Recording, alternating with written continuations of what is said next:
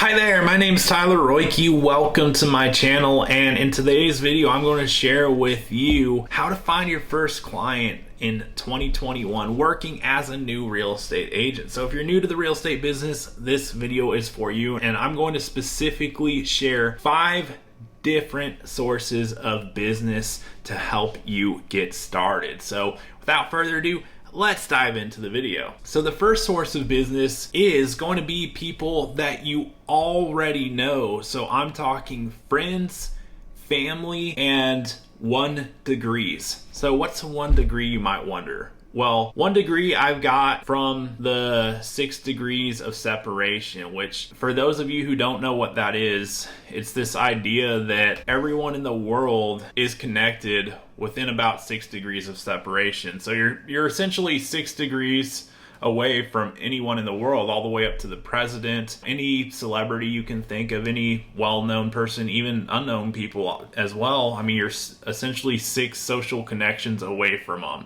And so a 1 degree is simply anyone that your friends and family are connected with that perhaps you aren't. So we're starting with the people you know, and then the people that they know, okay? That's it. Very simply put. So that's your first source of business. The key is that they would know that you're in business. The best thing you can do is share what you're excited about with them. Check in with them, see how they're doing. And when they're asking in reciprocation, hey, how are you doing? In turn, because you asked them, you get to share what you're excited about. What are you excited about? Well, should be real estate. You just got your license, you're up and running with it.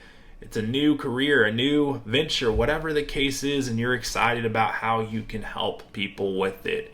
And so it's not necessarily about helping your friends and family.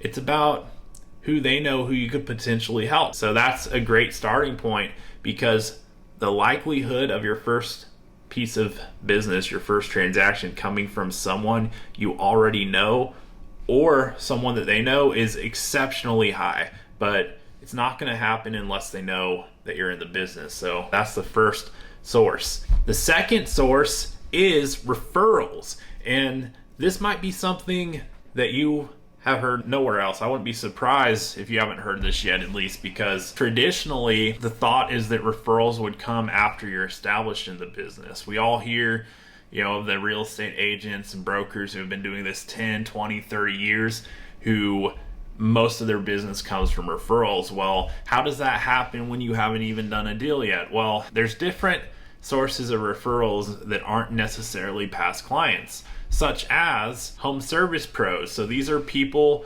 that provide home services. Think electricians, plumbers, anything related to home services. That could even be a lender technically. And then also other sales professionals, people that work in sales in different industries. I'm talking about car sales, insurance, it could even be solar, it could be any other sales gig that doesn't involve a real estate license and effectively doesn't involve selling real estate. But the key is other people that are engaging with homeowners. So that's why the home service pros is such a good one. If you have good connections there, they're people who are interacting with homeowners on a daily basis in their business. And then other sales professionals, well, if you're out there selling something locally, chances are you're dealing with a lot of homeowners. And then the third just idea I would share on that same note is realtors.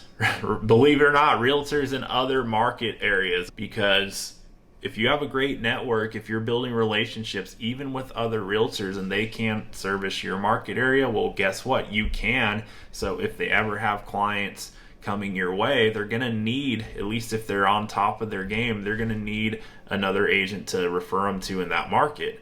So why not you?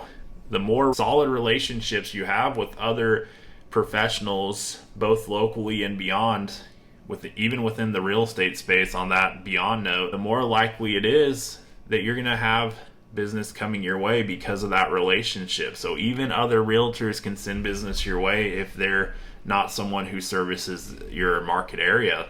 And if they're out of state, they can't even service your market area because guess what? You've got to be licensed in the specific state. However, referrals can be sent. So the more people who know your name, the better.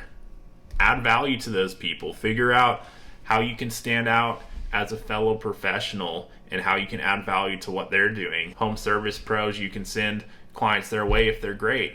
Same thing with other sales professionals. You can have a go-to for different things, and likewise, you could be their go-to real estate professional. So just figure out what you can do along the way to become valuable, because it's more than simply handing out a business card or making a phone call. You've got to follow it up with value that you've added to these fellow professionals if you're going to be memorable to them and someone that they send people to over time. The third source of business is RPAs. So what's an RPA if you haven't heard this before? An RPA is a revenue producing activity, which, by the way, is the most important thing that you need to be doing as someone who is new to this business. Those last two things I mentioned are great starting points, especially the first one, because even if you don't know any home service pros, other sales pros, or realtors in other markets, you'll be able to establish those relationships, but you're gonna have people that you already know, some way, shape, or fashion. So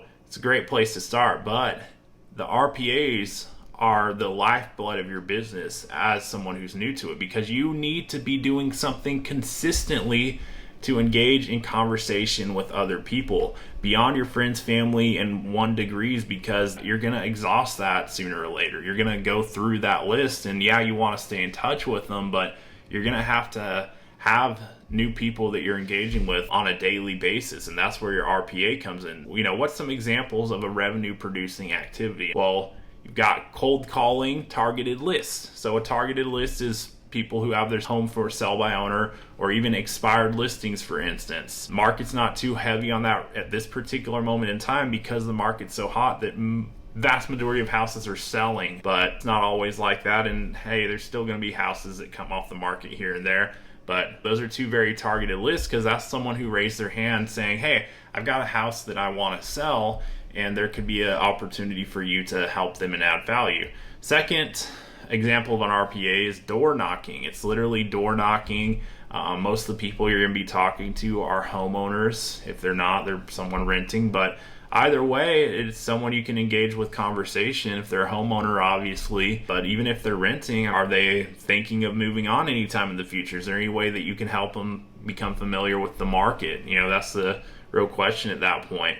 And third RPA, and I'm naming examples. There's a lot of RPAs that we could go through. I'm only going to share a few examples here for now. But third, open houses. So that's where you're putting yourself in a situation where a lot of the people coming in are going to be people actively interested in seeing real estate. Why? Well, a good portion of them are thinking of buying either immediately or in the near future. So it's your opportunity to put yourself in front of that targeted audience of buyers in this case. Whereas the for sale by owners and expireds or sellers, you can pick what you want to target. And then the last RPA I would mention to you for now is circle prospecting homeowners. And if you're really doing this effectively, you're going to be using that as an opportunity to build an email list that you can follow back up with, because circle prospecting is phenomenal if you're doing anything with the contacts you make. If all you're having is one conversation with people, your conversion rate's going to be extraordinarily low, even if you have a ton of conversations. But if you're using it as an opportunity to have a great conversation, make some great connections along the way, and follow up with it by adding value, a great way to do that's an email list. And so having a weekly email that you send out to add a lot of value to those people that you're connecting with along the way and stay top of mind with them. And over the course of time, as you build that list, you're going to be building a database of people that are going to be seeing your name and face and the value you add over time if you're doing that correctly. So those are all RPAs. And the key is this with an RPA. Pick one, okay? I'm going to advise that you don't do all of them, okay? I'm going to say pick one, just one, and focus on becoming the best at it in your marketplace. Meaning if someone ends up in your pipeline, on your spreadsheet, in your database, whatever you're using there, through one of these vehicles, one of these activities, should I say, even if there were other agents to come across them, what are you going to do to become the most valuable real estate agent in their life? Because it shouldn't be something where you're relying on being the only real estate agent they're connected with. Yes, there's going to be situations, but you should be providing enough value to where if they're really paying attention and seeing the value that you're providing, there shouldn't even be a question on who they're going to speak with when it's time to put something into action for themselves, because you should have added that much value to them along the way. And that's what I mean by becoming the best, because guess what? If you're doing 5 or 10 different RPAs and you're not focused on anything, how are you going to become the best at anything? I'd much rather see someone become the best at something and than to be halfway okay on a bunch of things. So pick something, and the key is picking something. They all work. So pick something that you can see yourself doing on a consistent basis and actually follow through. Consistent, as someone who's new to this business, should be for a defined amount of time every single day. You're spending time every single day that you're working doing whatever RPA you chose. And the key with the RPAs is that you're having conversations with other people that aren't already in your network. You'll start with the ones that are, but beyond that, you're going off your RPA to build more relationships, which starts with one conversation with one person that you develop over time. So the fourth source is social media. So like RPAs, I'm going to tell you to pick one platform that you're going to focus on becoming the best at. So beautiful thing, you get to decide. I'm not going to tell you you need a Facebook. I'm not going to tell you you need an Instagram or a YouTube or any other platform you want to choose.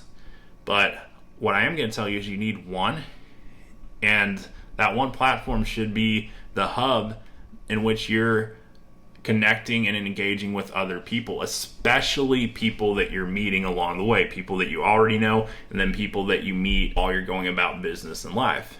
It should be the one place that you're focused on staying connected with people and then sharing stuff behind the scenes of what you're working on as a real estate agent, sharing stuff you're excited about, sharing stuff that's interesting that happens, sharing tips and ways that you can help people. But you need one platform, and you need to be doing it consistently. You need to be posting in some fashion every single day. And a post could be a story. It could be a 15-second video clip you take while you're showing a house. It could be a tip that you share and a thought that you share, something that inspired you, something that would be helpful to someone who is in your target audience. And every now and then it could be a written post. It could be something more lengthy, something that you put more thought into. But regardless, it could even be YouTube, okay? And if you're a real estate agent making videos, adding value to people in your local market on YouTube and dialing in all the little key things to do that right over time, the thumbnail, the tags, the description, etc., you will stand out like crazy. But regardless of what platform, pick one. Focus on becoming the best at it in your local market. And you could have a friend who's connected with 10 other real estate agents. Well, if you're doing this right, you should be the obvious choice in their feed, because they're always seeing your face. They're always seeing the way you're adding value, because just because they're connected with other real estate agents, it doesn't mean any other of them are adding any value to them, or that they're seeing them on a consistent basis. But they can see you on a consistent basis because you can control whether or not you do this. So the fifth and final source is relationships. So we talked earlier about the people in the business. I made mention of it who you've all seen, who've been a realtor for years, 10, 20, 30 years, and seemingly all their business, most all of it comes from referrals, repeat business. Well, this fifth thing is where that really comes into play. And I'd like to emphasize just from day one, this isn't something that happens in the future, because from day one, you can be focused on being the best damn realtor that your clients know, that anyone that you're already connected with know, and that anyone you're connecting with along the way know. See, you don't need a certain amount of deals done, a certain amount of clients worked with in order to be the best realtor that someone knows. I mean, you could have no deals closed, but guess what? Do you care more? Will you give someone your time more? Will you put more heart into it, more effort, more energy? Will you prove to people that you care before you even have the chance to do business with them? That's what I'm talking about. You can be the best without having even closed your first deal, because guess what? Someone might be connected with other people that are veterans in the industry that simply don't put the same amount of heart into the opportunity that they have in front of them. You know, they might not put the time into staying top of mind on social media, or just sending them something of value on an email on a weekly basis. They might not take the time to make a phone call to a friend or family member to see how they are doing and what they can help with, if anything. And that's how you got to lead these conversations. Is you lead with value. You don't lead for the sell. When I'm saying talk to your friends, family members, talk to referral partners, and get to know more of them, and do an RPA, post on social media, not once did you hear me say sell all those people, sell them something. No, add value to them, help them, lead with helping. You sell something when there's an opportunity to do so. When they need your help with something that involves something that you do professionally that you can help them with, that's when the sell happens. It happens when you've led with enough value, and then the time comes where they actually need your help with something that you help people with. They might need help with something that doesn't relate to you. Lead with value. That's the key. And building a relationship-based business is really based around your ability to lead with value and to add and contribute value to other people's lives before it's even a question of a sell, and then also your ability to continue to do that over time after you have the opportunity to work with someone. And so that's how you build a relationship-based business. And that's the fifth thing, is because you can be focused on relationships from day one. It's a decision. You don't have to wait until you've closed a certain amount of deals to do this. You can decide and make that decision from day one that you care about people and have a very high standard for how you treat people and how you go about building a relationship-based business. So be the best realtor that your clients know. You can absolutely stand out simply by caring and adding more value from day one, even as someone who in your own mind is new to the business. But in everyone else's mind, you might be the most valuable real estate agent in their life if you show up that way. So those are the 5 ways you can go about finding your first client in 2021 if you're a new real estate agent. And if I haven't made this abundantly clear just yet, let me just say this. It's about having conversations and building relationships with other people. That's the key. There is no secret. There is no secret formula or magic pill, yada, yada, yada. No, it's conversations and relationships. So these are 5 different elements of it, things to focus on as focal points. Start with friends, build it into referral partners, RPAs, social media, simultaneously be building relationships along the way. But the key is engaging in conversation with other people, adding value to them, seeking to help, not sell. And then when the time comes where someone needs something that you bring to the table, you are on the ball with it, and you care more than any other real estate professional that person knows in their life, because you've added that much value and you show up with that much heart and you lead with helping people. That's the key. So if you enjoyed the video, I'd appreciate if you hit the subscribe button so that we can stay connected on this journey forward together. And let me know what you thought in the comments. If you have any thoughts, if you're newer to the business, if you would like my input on anything, drop me a comment. As long as it's positive, I will be responsive towards it, and it just might inspire me for a future video. So let me know what's on your mind. Let me know what I can add to you or give you input on at that point. And until next time, I'll look forward to seeing you on the next video.